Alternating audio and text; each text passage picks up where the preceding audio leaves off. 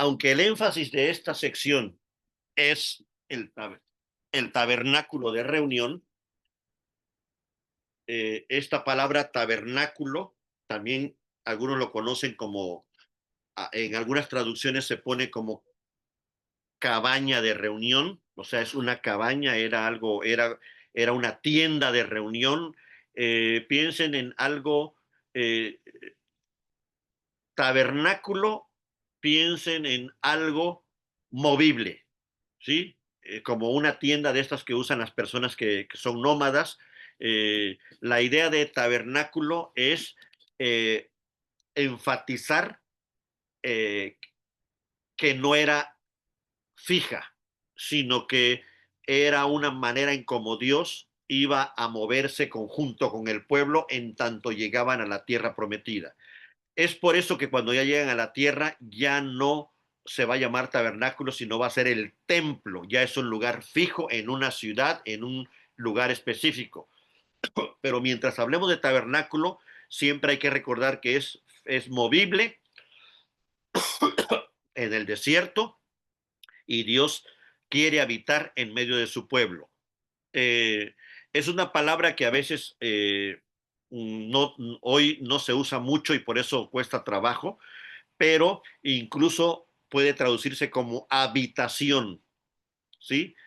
Y el Nuevo Testamento la usa, aunque en nuestra Reina Valera no aparezca la palabra, pero se usa en Juan 1.1 cuando dice que el verbo se hizo carne y tabernaculizó entre nosotros, puso su tienda en medio de nosotros. La traducción Reina Valera dice y habitó, pero esa palabra habitar viene de la idea de poner su tienda en medio de, y entonces hace una relación directa con el tabernáculo. Cristo hizo eso exactamente que Dios hizo en el desierto. Él vino y puso su tienda en medio de nosotros. Por eso es tan importante entender el tabernáculo, porque nos apunta directamente a la obra que Cristo realizó para caminar en medio de su pueblo, ¿no?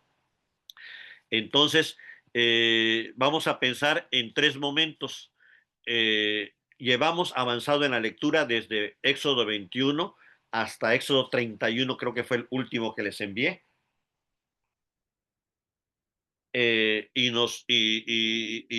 la lógica de esta narrativa podemos dividirla en tres partes. Primero, Dios revela la ley, ¿no? Es este momento en donde salen de Egipto y son liberados y demás, llegan a Sinaí y en Sinaí Dios se les presenta y conocen más a Dios, más de lo que lo conocieron en Egipto, no solamente por cómo se presenta Dios en medio de relámpagos y truenos, sino porque logran oír la voz. Recuerden que la narración dice que todo el pueblo escuchó la voz de Dios cuando Dios nombró los 10 mandamientos y el pueblo tembló. Y entonces, sin embargo, también se nos muestra que tanto Moisés como Aarón y sus dos hijos, Nadab y Abiú, que luego mueren, pero aquí en este momento son los dos hijos principales de Aarón, suben al monte con Moisés y logran ver también más de lo que Dios es. Se nos revela ahí este piso, dice, como de brillante y otros elementos ahí que nos da el texto. Y, o sea, hay más revelación de Dios, pero ahora ya no es a una persona como sucedía con Abraham o con Isaac o incluso con el hijo Moisés con la zarza. Ahora Dios está revelando a todo su pueblo. Estamos viendo cómo va creciendo la revelación de Dios de lo individual, sube a lo familiar y ahora Dios ya sube a lo comunitario. Entonces, Dios quiere un pueblo, no quiere individuos aislados, quiere un pueblo. Y es por eso tan importante entender que la fe, aunque es personal, no debe ni puede vivirse aisladamente. Es un error bíblico que alguien diga, yo creo en Dios y yo y Dios estamos bien, no importa que no me congregue, no hay lógica. De acuerdo a la narración bíblica, no hay lógica, porque justamente la congregación de los santos es lo que Dios anhela y disfruta, y Él se goza en la reunión de sus hijos. Entonces, aquí estamos viendo este recorrido, ¿no? Inicia con un hombre en lo individual, pero la revelación continúa a una familia, ¿no? Isaac y Jacob y sus 12 hijos, pero ahora llega a un tercer nivel esta fe, que es el pueblo. Es una fe comunitaria en donde todos tienen un lugar especial, y ya Dios se quiere revelar a todo el pueblo. Con esto podemos ya decir que es verdad que Dios se relaciona personalmente con sus hijos, pero la bendición que hay cuando su pueblo está reunido es aún mayor. Así lo revela los profetas, así lo revelan los salmos, y luego lo va a revelar el Nuevo Testamento, de que la bendición que se recibe de parte de Dios en la congregación de los santos, en la comunión de los santos, es aún mayor que la bendición que se recibe en lo personal. No es igual, y es mayor. O sea, no solo no es igual, sino es mayor la congregación de los santos. Y por eso Dios le dedica tantos capítulos al tabernáculo. Este tabernáculo va a representar esta reunión del pueblo en torno a un solo punto, esta congregación o convocación que Dios hace de que todos estén viviendo y habitando alrededor de Él, es lo que va a ser el tabernáculo. Y eso es lo que sucede cuando los creyentes se congregan. El Nuevo Testamento es muy enfático cuando dice: no dejéis de congregarnos como algunos tienen por costumbre. Pero también Apocalipsis revela que justamente Dios está en medio de los ancianos, en medio de los ángeles, y ahí se da la máxima expresión de la adoración a Dios, se da en comunidad. Entonces, Éxodo no podemos leerlo sin sentir esta voz de Dios hablándonos como individuos, pero viviendo la fe en comunidad. Génesis nos parece más Dios hablándonos como individuos. Todos nos identificamos como con Abraham, o con Sara, o con Isaac, o con Rebeca, o con Jacob, o todos vemos esta fe individual. Pero una vez entrando a Éxodo, Dios nos llama a ver esta fe comunitaria, ¿no? Entonces, es en Éxodo 24 donde se va a dar el punto clave, cuando Dios se revela directamente al pueblo y establece su pacto con el pueblo, diferente al pacto que hizo solo con Abraham, o solo con Isaac, o solo con Jacob. Ya no es un pacto Dios y una persona como representante de una familia. Ahora, y no, vean que no hizo pacto Dios con Moisés como representante del pueblo, sino lo hizo con todo el pueblo reunido. Y el pueblo contestó y dijo: a lo que Dios ha dicho obedeceremos. O sea, el pueblo confirma de manera unánime este pacto. O sea, el nuevo nivel que estamos viendo es que el pacto que Dios inició con Adán, luego con Noé, luego ahora con Abraham de manera más específica, ahora con Moisés va a cobrar esta dimensión comunitaria. Ya no es el pacto de Dios con un representante, sino el pacto de Dios con todo el pueblo. En Éxodo 24 ahí está la clave, porque se da con sangre. Recuerden que Moisés rocía con sangre a todo el pueblo, y el pueblo responde, y se da un acto solemne de pacto ahí en Sinaí. Y finalmente, después de este acto solemne de pacto, es que Dios va a revelar todas las partes del tabernáculo, para que este pacto que que se acaba de efectuar, cómo mantenerlo firme, vivo, santo, puro, limpio. Entonces, el tabernáculo es no para que Dios empiece a estar con el pueblo, sino el tabernáculo va a ser la confirmación de que el pacto que Dios hizo con ellos sigue vigente. Va a ser muy interesante cuando sigamos viendo el recorrido de la narrativa, cuando hay momentos en que Dios se aleja del pueblo, ¿no? O, o hay gente que hace algo y les dice que pongan su tienda fuera del campamento. Entonces, esta cercanía o lejanía con el tabernáculo va a definir la fidelidad al pacto o la infidelidad al pacto, pero el pacto ya está establecido. Es decir, Dios establece primero el pacto y luego el pueblo confirma de manera continua que quiere seguir siendo fiel al pacto. Y volvemos a recordar lo que ya habíamos comentado. No está esperando Dios un pueblo perfecto. Precisamente por eso diseñó el tabernáculo de esa manera. Es un pueblo que falla, pero que tiene el remedio llegando al tabernáculo, justamente iniciando con este altar de los sacrificios. Entonces, el tabernáculo no solamente es el lugar de encuentro entre Dios y su pueblo, sino también es el remedio por el cual el pueblo puede mantener vivo y puro este pacto a pesar de que falle. Fuera del tabernáculo, el pueblo está sin pacto. Fuera del tabernáculo, si el pueblo falla, no hay remedio. Pero fuera del tabernáculo, fuera de la cercanía del tabernáculo, el pueblo está indefenso ante cualquier enemigo que lo quiera aniquilar. Entonces, la cercanía del tabernáculo, el que Dios haya puesto su tienda en medio de ellos y aparte su nube cubrió ese tabernáculo, da a entender que ahí está la clave de cómo el pueblo va a continuar eh, bajo el pacto, aun cuando fallen.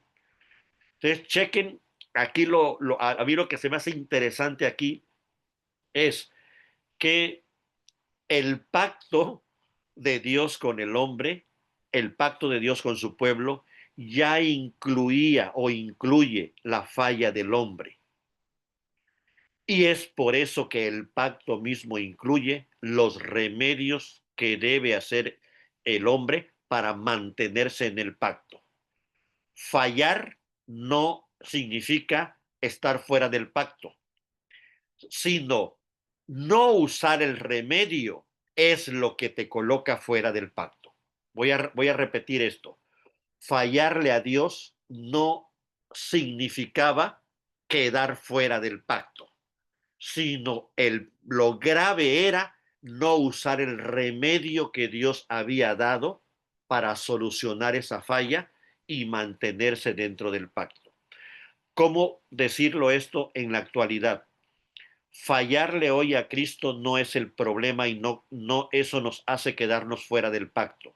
Pero no confesar nuestro pecado y no venir a Él pidiéndole perdón, no usar el remedio que Él nos dio de ser nuestro abogado, eso sí te coloca fuera del pacto, porque no estás usando el remedio. Lo voy a decir en términos médicos. Tener una enfermedad no es el problema, sino cuando el médico te da el medicamento y que tú no lo uses, eso es lo que te genera que la enfermedad haga estragos en ti. Entonces está el remedio como el acto de la misericordia de Dios, aun cuando su justicia permanece intacta. Es decir, justicia y misericordia siempre van juntas en Dios. Él es justo, santo, perfecto, pero es misericordioso y siempre pone el remedio para sus hijos en lo individual y para su pueblo en lo comunitario. Entonces, digamos, es el diseño de estos capítulos. Dios da la ley, Dios da el remedio y Dios va a darles el lugar en donde van a buscar ese remedio y mantener ese pacto. Ya guiándonos de eso, podemos entrar en Génesis 21. Perdón, en Éxodo 21. Después de los 10 mandamientos, la preocupación de Dios está en los esclavos. ¿Cómo explicar esto?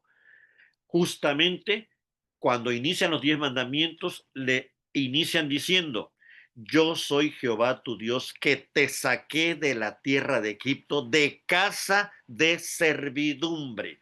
O sea, desde que Dios revela su ley, ya está incluyendo esta condición de esclavos, esta condición de vulnerables, esta condición de indefensos que tenía el pueblo antes de que Dios lo rescatara. Es por esto que al terminar los 10 mandamientos, Dios le va a recordar, por eso, cómo debes de tratar tú a quienes son tus siervos o tus esclavos o están en una condición indefensa. Si esa es la razón por la que Dios te rescató y ahora te da su ley, entonces tú debes de actuar de la misma manera con personas que estén en esta condición. Y vean que en Génesis 21 va a hablar de esclavos, va a hablar de cómo tratarlos con dignidad, cómo liberarlos en el 7º año, no pueden ser esclavos para siempre, y con esto se está dando un rompimiento a lo que en la época, en Egipto y en las regiones de alrededor, se entendían como esclavo. Para esa época un esclavo era una propiedad y no era un ser humano como tal, era un animal de trabajo, y entonces en cambio en la ley de Dios, en la revelación que está haciendo Dios en Sinaí, está advirtiéndole al pueblo de cómo deben de tratar a los siervos. Y no violencia, no maltrato, no lesiones, no pueden matarlo, no tienen toda una responsabilidad con ellos e incluso solo pueden tenerlos como esclavos 6 años y el 7º por ley tenían que darles su libertad. Obviamente aquí estamos hablando de personas que generalmente eran que prisioneros de guerra o personas que habían quedado en una situación de desgracia o que habían perdido sus cosas y ellos solitos se ofrecían como esclavos. No es la esclavitud que luego conocimos en la época de las colonias de Inglaterra y de España y de Francia, no es esa esclavitud de cómo encadenaban a las personas, sino en esta época era una esclavitud de, por alguna desgracia, tú caías en una situación muy vulnerable y te ofrecías o te atrapaban en una guerra y entonces te convertías en esclavo de aquel que había ganado la guerra o eh, tú tenías una deuda muy alta por pagar con alguien y entonces te ofrecías con ese acreedor a ser su siervo por un tiempo hasta que se pagara la deuda. Pero obviamente habían sus excesos y aquí en la ley de Dios lo primero que hay es esta limitación de hasta dónde llega este trato con los esclavos, recordándoles que ellos fueron esclavos. Entonces ahí está, digamos, la relación. Tienen que actuar con misericordia con los esclavos. Después vamos a ver también cómo va a hablar del extranjero, de la viuda, del huérfano, y va a ser interesante cómo después de una ley de este estándar de justicia de los 10 mandamientos, inmediatamente Dios va a colocar a las personas vulnerables como punto clave de atención de quien quiere realmente cumplir la ley, cómo debe de aplicarla. Es decir, la ley decía no matarás, ¿no? Y cualquiera podía entender que no matar, pero a tus iguales. Pero inmediatamente en el 21, Dios está diciendo, cuídate de hacerlo con los esclavos. O sea, está incluyendo a aquellos que supuestamente eh, no son, no tienen dignidad o no tienen categoría de ciudadanos, por decirlo de alguna manera, y Dios los está incluyendo no solamente dentro de la misma ley, todo el que escuchó la ley tenía que cuidar de no maltratarlos, sino incluso Dios los coloca como principal foco, porque así fue como Dios los rescató de Egipto.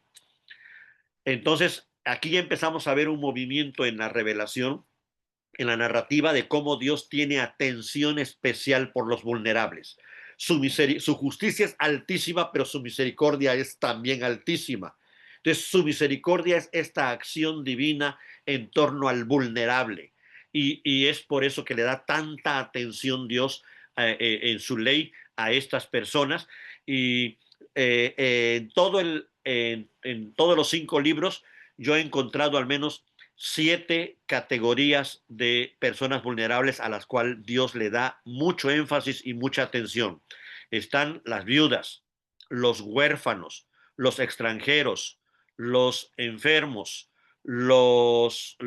obviamente los esclavos, están déjenme recordar, los viudas, huérfanos, extranjeros, esclavos, eh, Pobre. eh, pobres, exactamente, y los levitas van a entrar en esta categoría.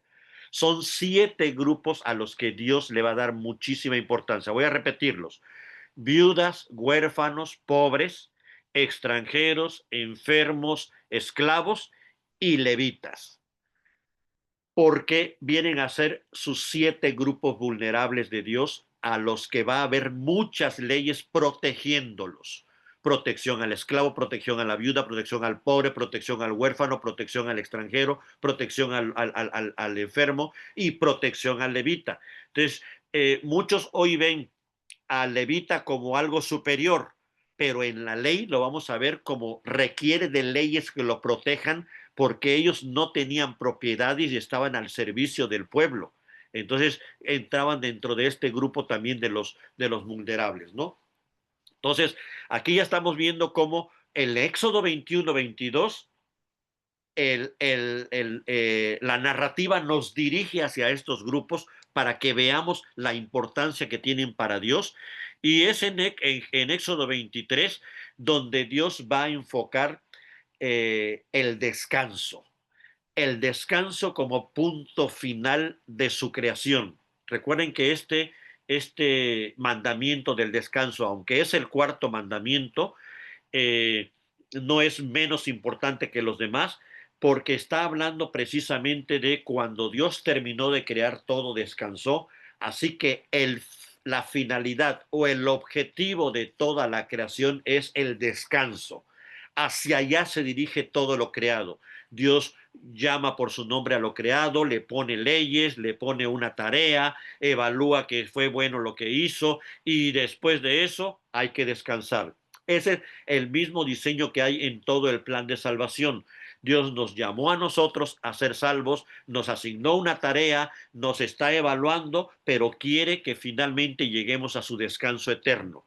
Es la misma idea que vamos a ver aquí en Éxodo. Es Dios le asigna tareas, primero llama al pueblo, le da su ley, le asigna tareas, pero quiere llevarlos a la tierra prometida, al descanso. Entonces siempre la finalidad de Dios en todo lo que hace, en todo lo que revela, está el descanso. Y aquí lo vamos a encontrar referenciado en varios momentos. De entrada, el sábado. Cada 7 días el pueblo tiene que descansar, y no solamente ellos. Vean cómo dice la ley. Acuérdate del día de reposo para santificarlo. 6 días trabajarás y harás toda tu obra, mas el séptimo día será reposo para Jehová tu Dios. No hagas en él obra alguna, ni tú. ¿A quién se está refiriendo Dios con este tú? Al padre de familia o a los padres de familia. La ley, revisen el sujeto al que Dios se dirige cuando da los 10 mandamientos, y el tú son los padres. Y dice: ni tú, ni tu hijo, ni tu hija, ni tu criado, ni tu bestia. O sea, el descanso de Dios abarca no solo a los vulnerables, sino abarca a los animales y abarca a la creación, a la tierra. Y Dios les está recordando aquí algo que no es nuevo, ya lo reveló en Génesis, ya lo indicó varias veces, y justamente como salen de Egipto donde no tenían descanso, Dios ahora les quiere revelar la importancia del descanso en Él. El descanso en Dios es lo que hace que haya vida. Y entonces tú puedes cumplir todas tus tareas y ser muy, muy proactivo y muy responsable y muy disciplinado, pero si no hay este descanso en Dios, nada de lo que hagas llegó al punto culminante a donde Dios lo quiere dirigir, al descanso en Él, a su día. Y entonces vamos a encontrar que justamente terminando de aclarar Dios la importancia de los vulnerables, va a hablar de cómo va a representarse ese descanso aquí en la tierra. Y dice, primero un día, luego cada 7 años, año sabático. Más adelante vamos a encontrar que no solamente descansaban las personas, tenían que descansar los animales y tenían que dejar descansar a la tierra, tanto cada 7 días como cada 7 años, como cada 50 años, porque el año 50 era el final de 7 grupos de 7. Entonces empieza a darse aquí un procedimiento que Dios les da de cómo entender el descanso. Aunque todo apunta al gran descanso eterno en Dios, aquí de manera sencilla y de manera muy práctica, Dios les va diciendo cómo deben de recordar ese descanso eterno. Y lo tienen que hacer cada 7 días congregados en torno a Él, y por eso va a ser importante el tabernáculo, pero también cada 7 años, un año completo, ya no un día, un año completo de descanso para la tierra y de descanso para los animales. Y cada 50 años, un año también doble, porque se descansaban el año 49, que cerraba la séptima serie de 7, y además descansaban el 50 para cerrar toda la serie de 7 Entonces vean que aquí Dios está incluyendo a su creación, con lo cual este mandamiento no es solo para humanos, es para la creación, porque fue cuando Dios lo anunció por primera vez en Génesis 1 y 2. El día de descanso es un descanso creacional en el Creador. ¿Por qué?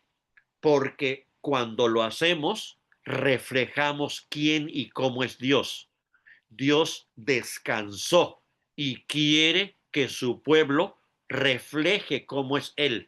Cuando el pueblo no descansa en ese día, no refleja quién es su Señor. Y entonces, en esta, en esta en Génesis 20, en Éxodo 23, va a cerrar esta serie de leyes y sobre justicia, sobre cómo aplicar la ley con los vulnerables y demás.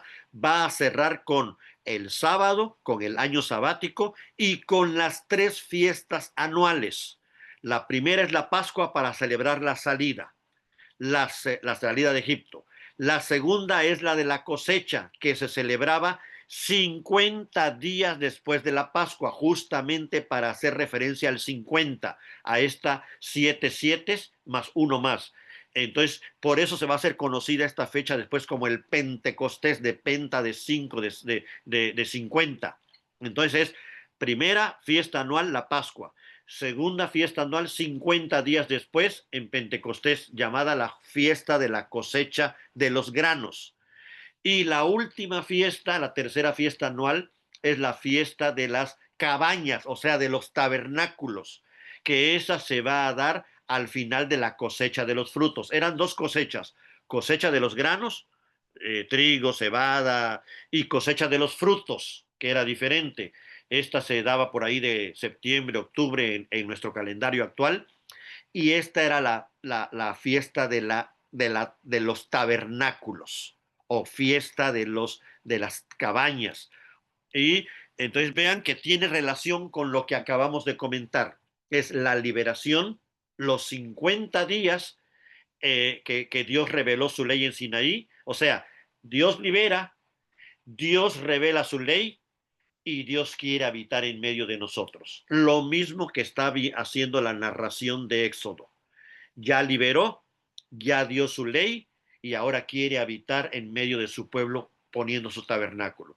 Esas son las 3 fiestas anuales con las que va a cerrar esta sección, para que el pueblo recuerde que aparte de los sábados que el pueblo se reúne, aparte de los años sabáticos, aparte del año 50, cada año tienen que celebrar 3 fiestas anuales, y el pueblo tiene que reunirse y congregarse alrededor del tabernáculo.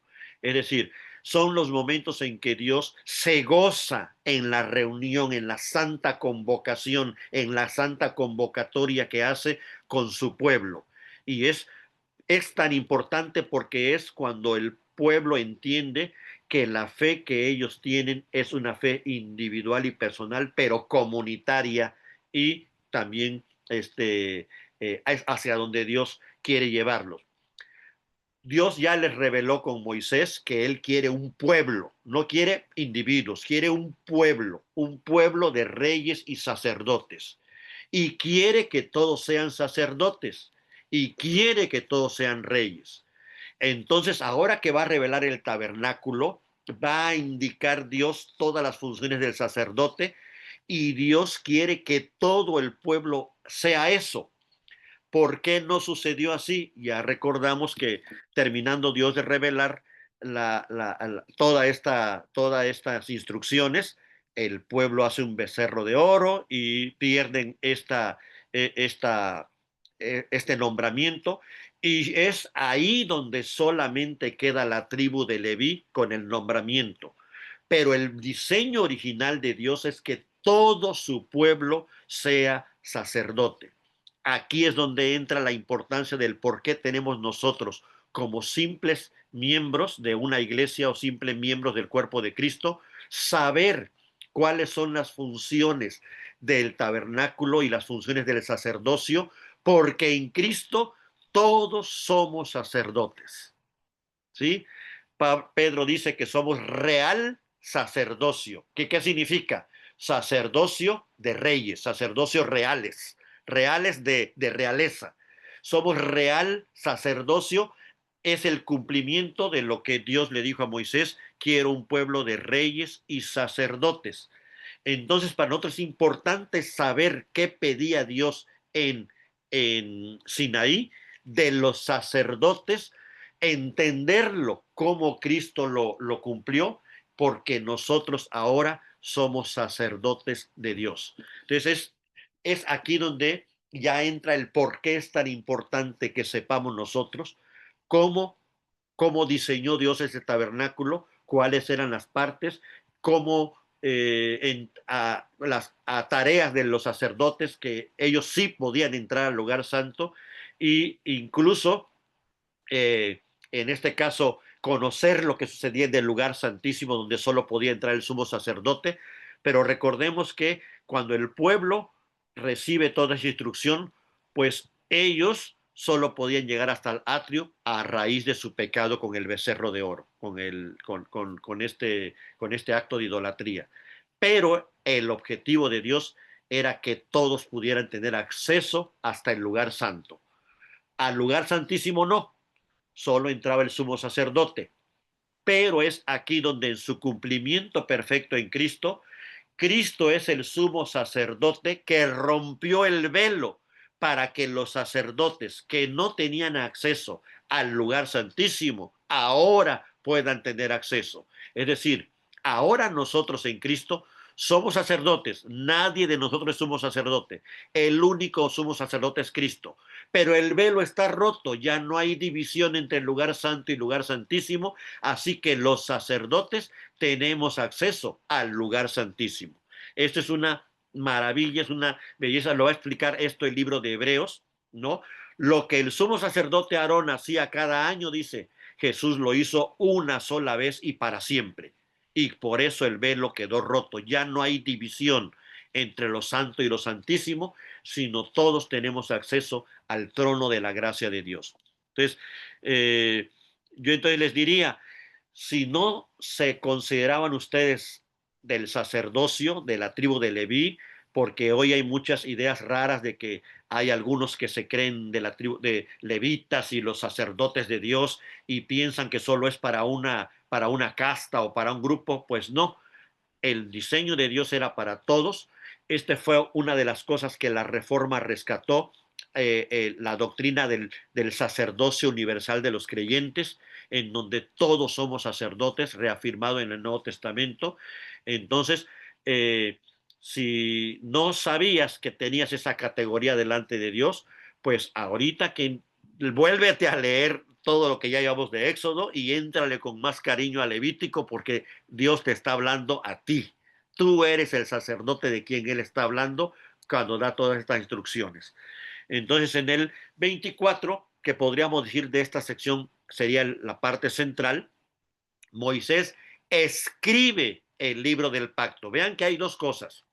Hay un libro de pacto donde Moisés escribe todas las leyes secundarias y está la ley del pacto, que son los 10 mandamientos.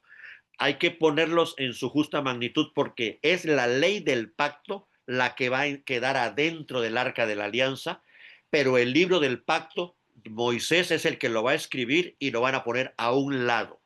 Es decir, lo que es la ley de los 10 mandamientos es la ley del pacto, es eterna, no cambia, no se modifica.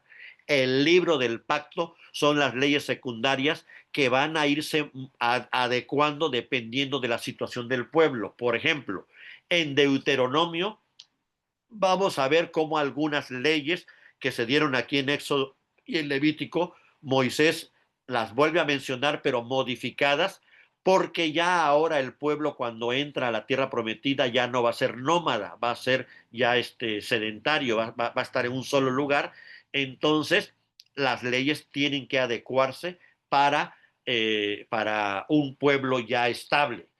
Entonces, eso indica que los 10 mandamientos siguen teniendo vigencia hoy.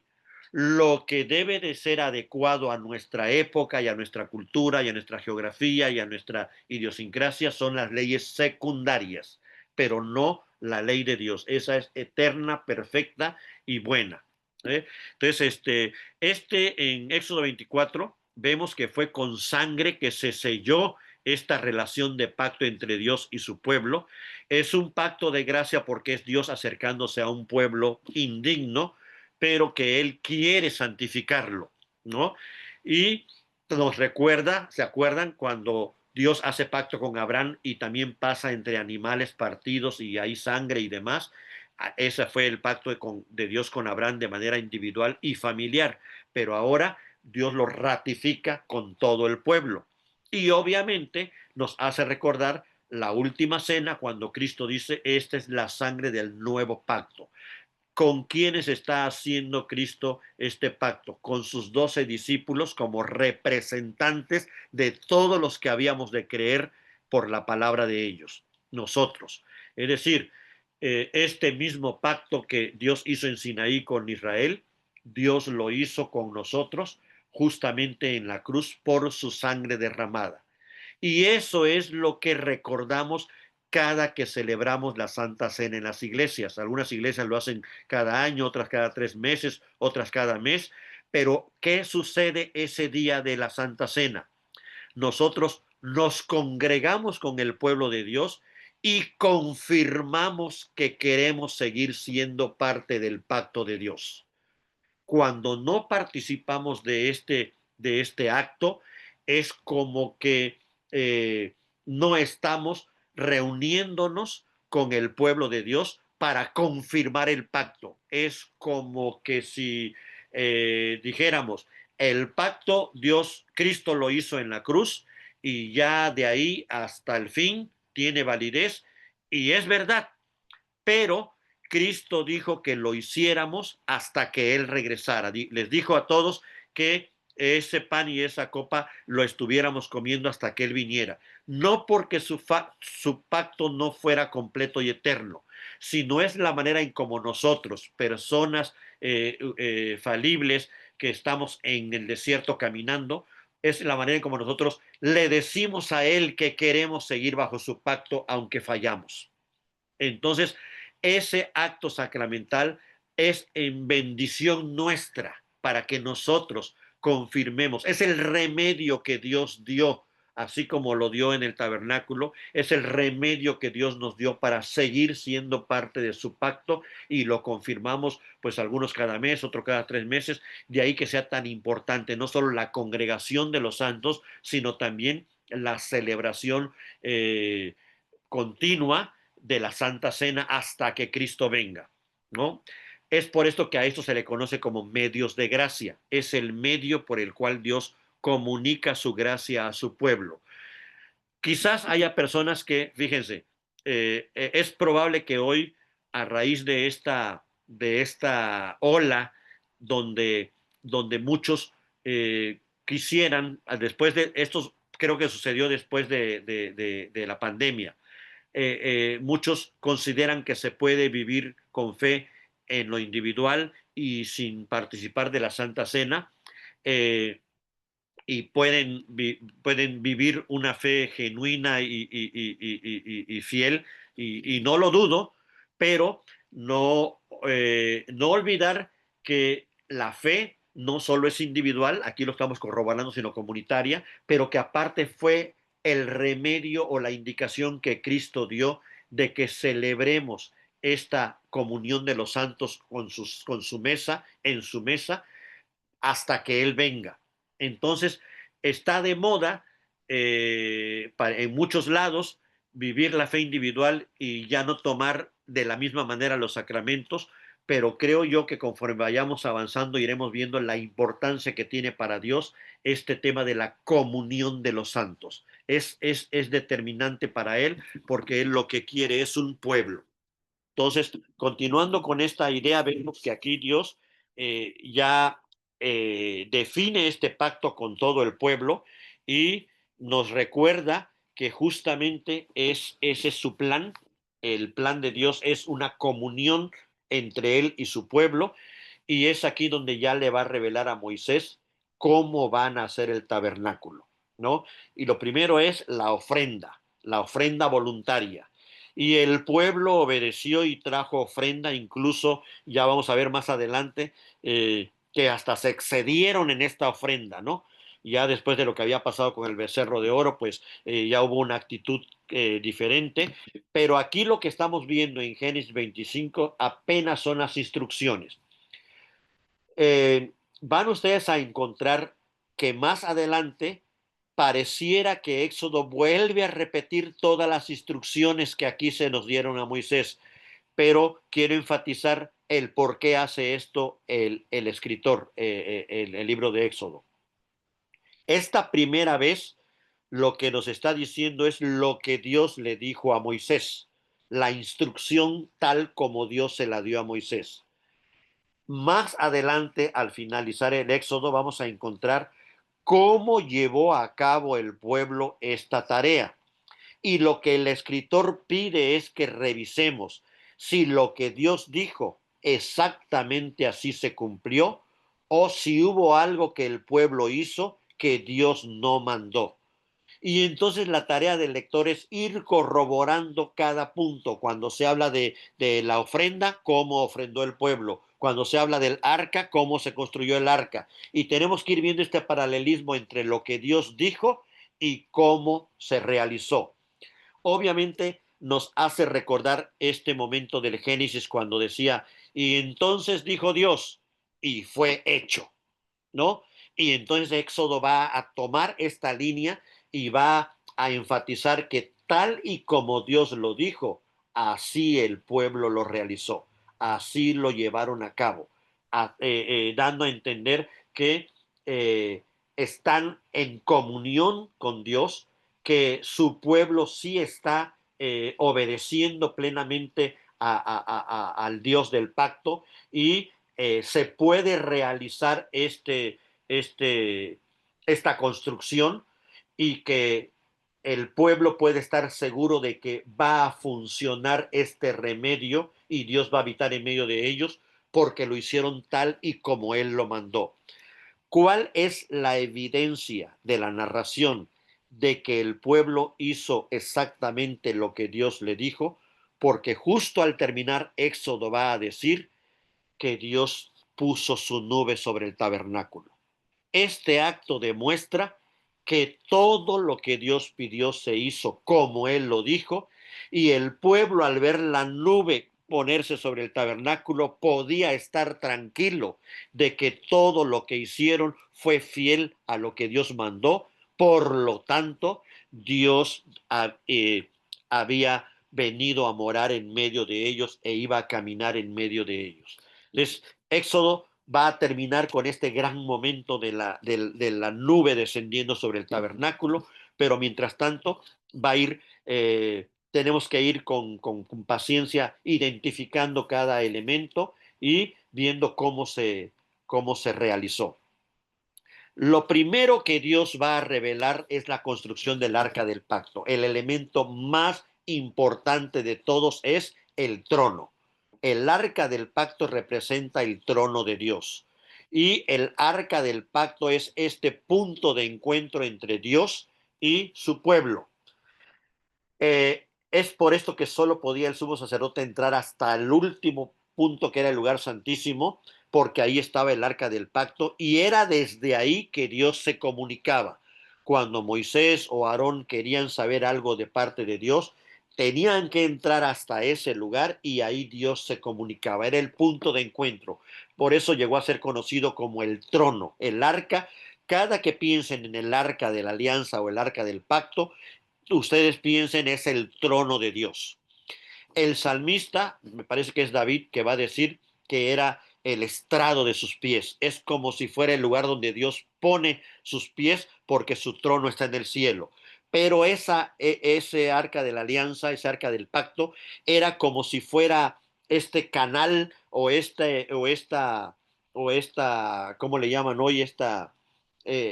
Este punto de encuentro entre la tierra y el cielo, ¿sí? Este canal de comunicación entre la tierra y el cielo estaba donde estaba el arca. Entonces vean la diferencia. En la época de los patriarcas, ellos tenían que identificar en dónde Dios se comunicaba, ¿no? Que se durmió Jacob y vio la escalera de ángeles. Ah, ahí era un canal. Ese lugar era un canal donde Dios se comunicaba. Que en tal lugar Dios le habló a Abraham. Ah, ahí Abraham ponía un altar porque ese lugar era como un portal donde Dios se comunicaba, un canal donde había comunicación entre el cielo y la tierra. Pero ahora resulta que el tabernáculo, el arca de la alianza, va a ser ese portal, ese canal, y va a ser movible. Dios va a ir con ellos, así que en donde esté el arca, ahí Dios se va a comunicar con ellos. El arca viene a ocupar este lugar especial de el punto de encuentro entre Dios y su pueblo. Es por eso que es la primera de todos los 6 elementos del tabernáculo, lo primero que Dios revela. El cómo se va a construir va a ser con tablas de acacia y eh, totalmente cubierto de oro. Va a tener en la tapa 2 querubines e inmediatamente como lectores, ¿a qué nos recuerda los querubines? Al el jardín del Edén. A cuando fueron expulsados Adán y Eva, 2 querubines protegían el huerto. Es decir, el arca no solo representa el trono de Dios, es el regreso al jardín, es el retorno de el remedio que Dios está poniendo para retornar al Edén. Y es por esto que el tabernáculo va a estar lleno de figuras del Edén, que si árboles, que si querubines, que si animales. Ya vamos a ver cómo va a estar el diseño del tabernáculo y es un recordatorio del Edén. Podemos decir que el tabernáculo va a ser un Edén movible, es un regresar al Edén, pero que va con ellos en todo el desierto. Imagínense ¿cómo podríamos decir? Como la contradicción, ¿no? El Edén en medio del desierto, el tabernáculo caminando en medio de su pueblo en todo el desierto. Ahí está Dios. Y si ahí está Dios, ese es el Edén. Y entonces vamos a ver varios elementos que van a estar incluidos aquí en el Edén. Y vamos a recordar algo muy importante. Cuando Adán y Eva, antes de que pecaran, vivían en el Edén, Dios les dio los frutos de la tierra para comer. No se alimentaban de animales. Cuando se empezó el hombre a alimentar de animales? En la época de Noé. Dios le autoriza a Noé y a su familia y a toda la raza humana que los podíamos alimentar de animales justamente a causa de esta nueva dinámica que ya había entrado a la creación, en donde ya había cambiado todo el esquema. Y lo que vamos a encontrar aquí en el tabernáculo es algo que nos va a recordar esto. ¿Por qué? Porque en el lugar santo y en el lugar santísimo, las únicas ofrendas que habían eran de vegetales.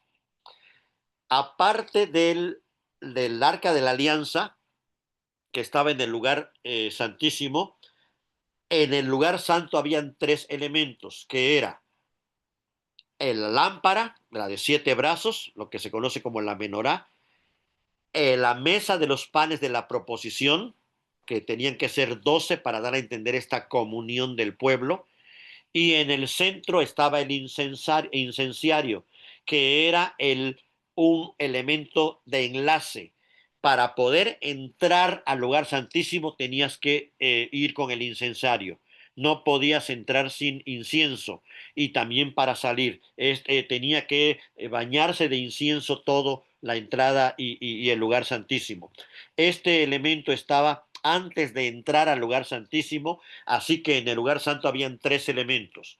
El incensario, que era el punto de enlace entre lugar santo y lugar santísimo, la mesa y la lámpara. Y todo lo que ahí se quemaba o se hacía era de vegetales. La lámpara, pues con aceite de olivo.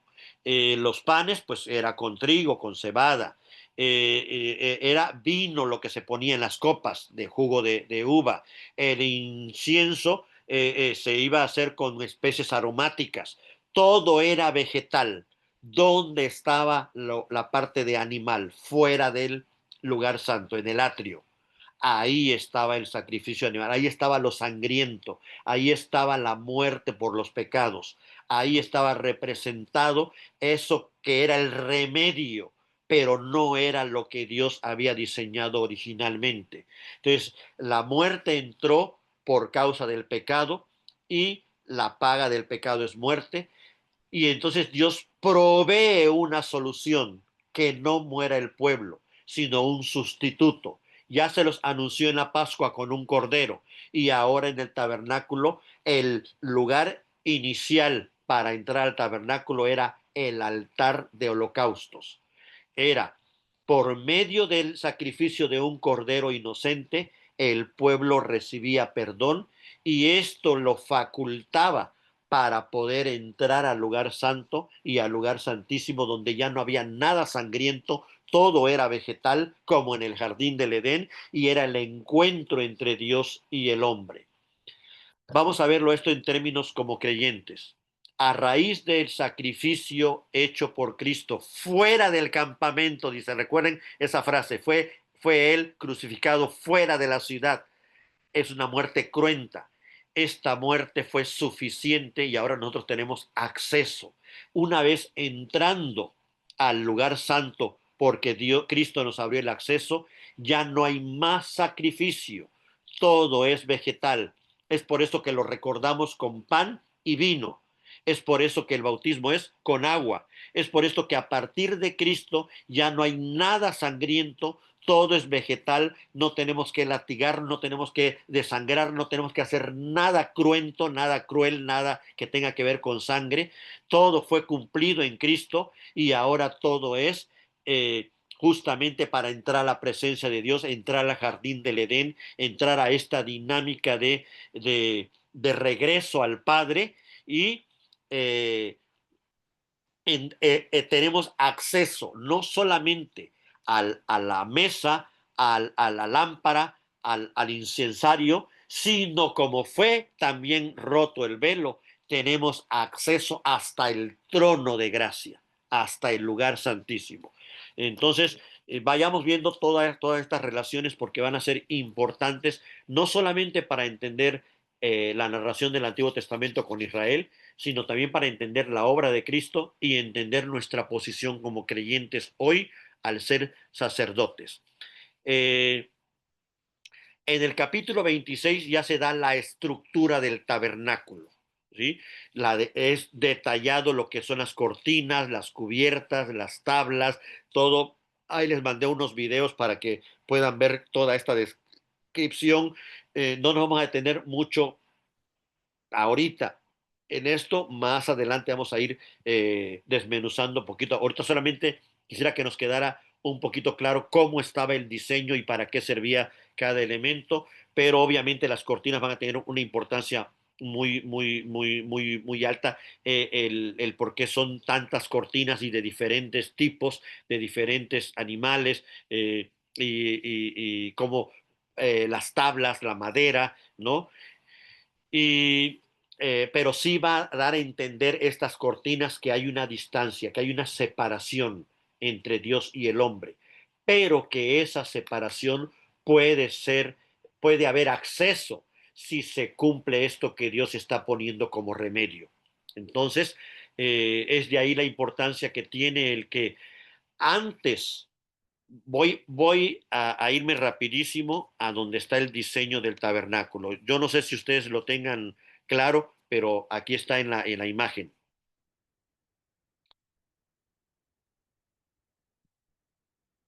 Vean cómo está. Este es el atrio. Aquí estaba la primera entrada donde podía acceder cualquier miembro del pueblo, podía llegar hasta el atrio. El primer elemento es el altar de bronce, no confundirlo con el altar de oro. Hay dos altares, uno de bronce y uno de oro. El altar de bronce era de sacrificios y estaba afuera y era muy grande. El altar de incienso de oro estaba adentro y era más pequeño, pero era todo de oro. eh, este altar era donde se sacrificaban los animales y luego estaba la fuente de bronce también afuera. Esta fuente de bronce era el punto de entrada para el lugar santo. Aquí era el que más era usado por los levitas y sacerdotes porque ellos tenían que lavarse aquí para cualquier cosa, sea para entrar, tenían que lavarse, o sea, para ofrecer los sacrificios del pueblo tenían que lavarse. Obviamente, ya en el Nuevo Testamento, esta fuente de bronce que era de agua va a representar el bautismo. Es importante delante de Dios este momento donde somos lavados por la sangre de Cristo, este bautismo, este lavamiento que Cristo hace, que está representado en el bautismo de agua que hacemos en las iglesias, pero es imposible acercarnos a Dios si no hemos creído. Es imposible acercarnos y entrar a su lugar santo y a su lugar santísimo si no hemos sido lavados en Cristo. No hay manera, no hay posibilidad. Es el primer momento clave. Después del sacrificio de Cristo, el primer momento clave es lavarnos en Él, creer en Él, confiar en Él, bautizarnos en Él para que podamos tener acceso. Y entonces ya podemos, vean cómo está la distribución. A ver, creo que tengo una más clara por aquí. Aquí está el altar, la fuente de bronce. Ya entraba uno al lugar santo, que era la segunda cortina, y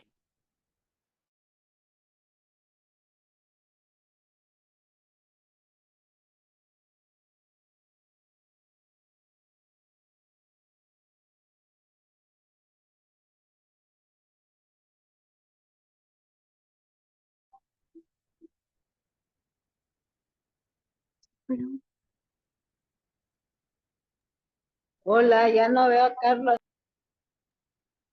Supongo que se le acabó otra vez la pila. Vamos a esperar tantito. Sí.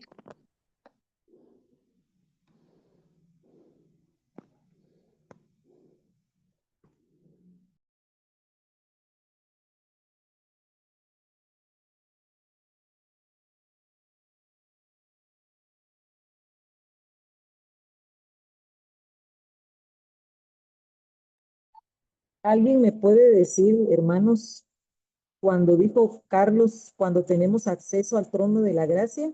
Y luego dijo, en el capítulo, no sé qué capítulo dijo de Génesis.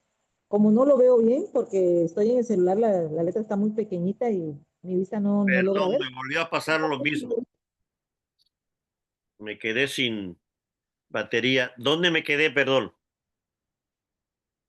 Donde dijiste del bautismo, que es importante, pero que hay que haber sido lavados en Cristo, es Ok. decir, primero hay que nacer de nuevo y hay que, para que no, el bautismo de agua ya es como un complemento, ¿no?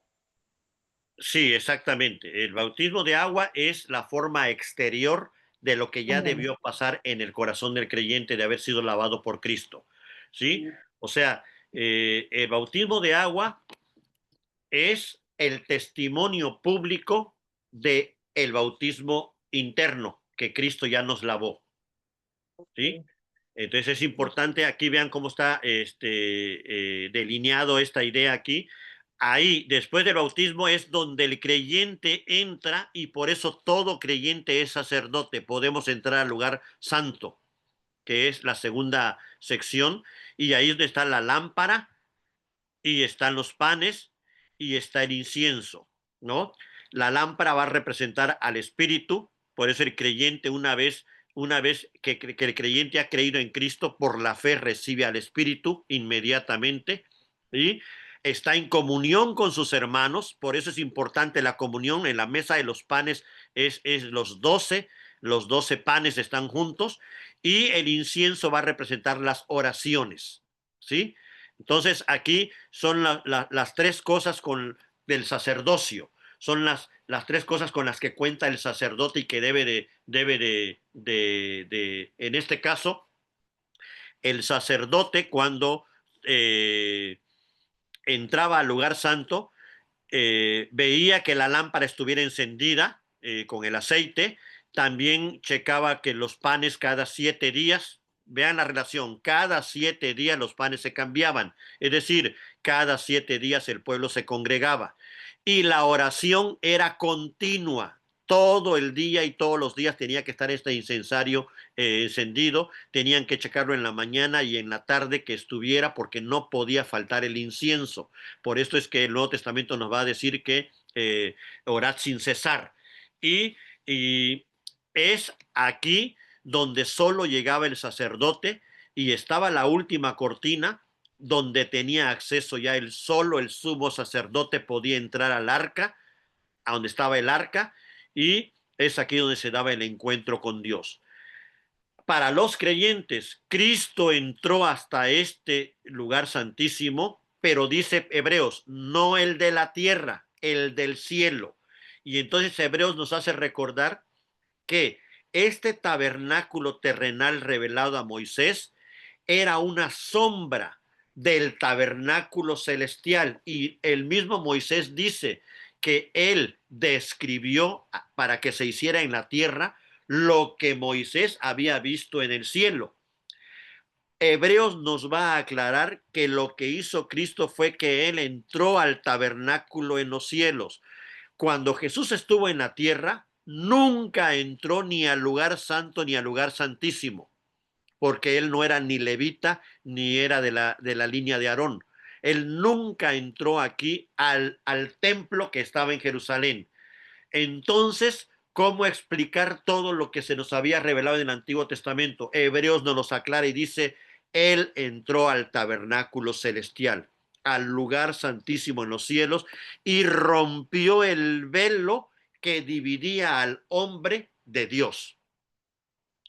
Y es por eso que nosotros, los que hemos creído en Cristo y hemos sido bautizados en él, hemos entrado a su lugar santo, pero tenemos la gran sorpresa de que al haber entrado a su lugar santo, también tenemos acceso al trono de gracia por Cristo. Somos sacerdotes de una nueva categoría diferente a los sacerdotes del Antiguo Testamento. Ellos solo podían entrar aquí, pero no tenían acceso al lugar santísimo. Nuestro sacerdocio es diferente. Es un sacerdocio celestial, espiritual, donde tenemos acceso al trono de gracia.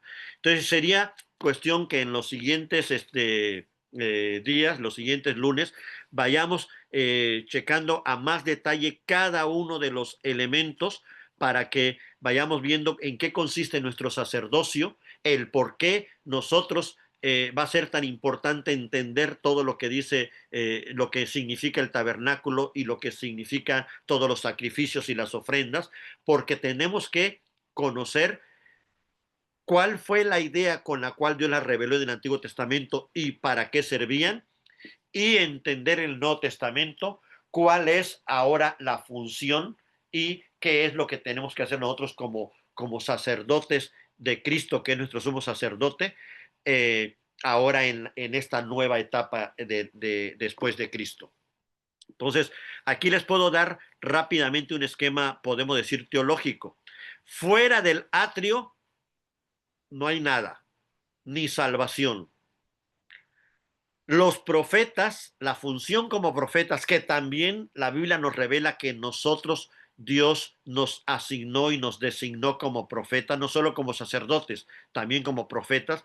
Nuestra función como profeta es anunciar a los que están fuera que vengan y tomen este remedio. Este remedio del altar es Cristo en la cruz. Y una vez que entramos, es aquí donde nosotros hemos sido justificados por Cristo, justificados por la fe. Tenemos acceso entonces al lugar santísimo. Y entonces aquí la tarea después de la justificación es la santificación. Porque hemos sido justificados en Cristo, ahora nosotros, nuestro sacerdocio es para santificarnos cada día más en Él.